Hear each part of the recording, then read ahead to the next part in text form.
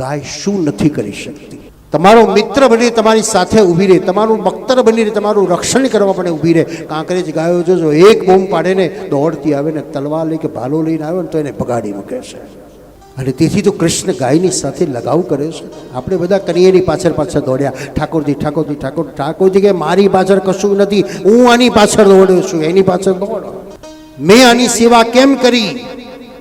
જે સેવાથી મને શક્તિ મળી, જ્ઞાન મળ્યું, સંપત્તિ મળી.